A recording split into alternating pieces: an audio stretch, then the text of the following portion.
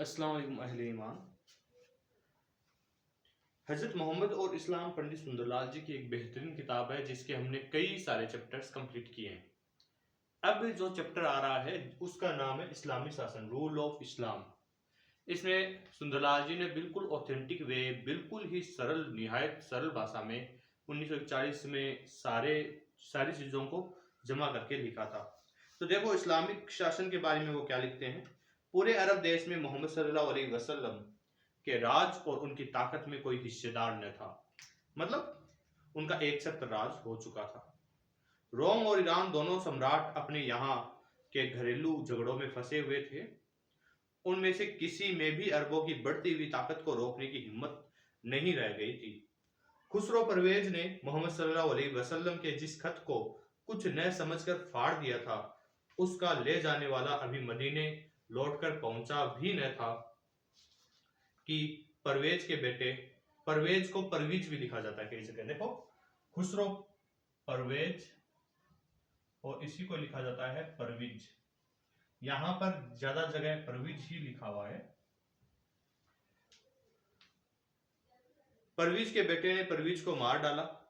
Yemen के अरब हाकिम को अपना और अपनी प्रजा का, दीन दुनिया दोनों का भला विदेशी ईरान से नाता तोड़कर मदीने की कौमी सरकार के साथ नाता जोड़ने में ही दिखाई दिया। यमन का हाकिम और वहां के करीब करीब लोग इस्लाम अपना चुके थे। मोहम्मद सल्लल्लाहु अलैहि वसल्लम अब अपने फैले हुए राज को ठीक ठीक बंदोबस्त करने का काम अपने हाथों में ले चुके थे। अलग अलग सूबों में इस तरह के नए हाकिम चुनकर भेजे गए जो वहां के मुसलमानों को धर्म के मामले में राह दिखाएं, रास्ता दिखाएं और इंसाफ के साथ देश की हुकूमत करें। यानी अलग अलग गवर्नर्स भेज दिए। इनमें जबल के बेटे मुआज को यमन भेजा गया। चलते वक्त मोहम्मद सल्लल्लाहु अलैहि वसल्लम ने मुआज से पूछा, अपने सूबे की हुकूमत में किस बात को सनद यानी प्रमाण मानकर फैसला करोगे। यानी जब तुम हुकूमत करोगे तो किसे ऑथेंटिक मानोगे, किस बात के आधार पर करोगे। मुआज ने जवाब दिया, कुरान के आदेश को। लेकिन अगर कुरान में तुम्हें वहां ठीक बैठने वाला आदेश न मिले तो उन्होंने कहा, मैं पैगंबर की मिसाल को अपने सामने रखकर चलूंगा। फिर नबी पाक मोहम्मद सल्लल्लाहु अलैहि वसल्लम ने पूछा, अगर तुम्हें पैगंबर की मिसाल में भी ठीक बैठने वाली चीज न मिले तो? तब मुआज ने जवाब दिया, तब मैं अपनी अकल से काम लूंगा।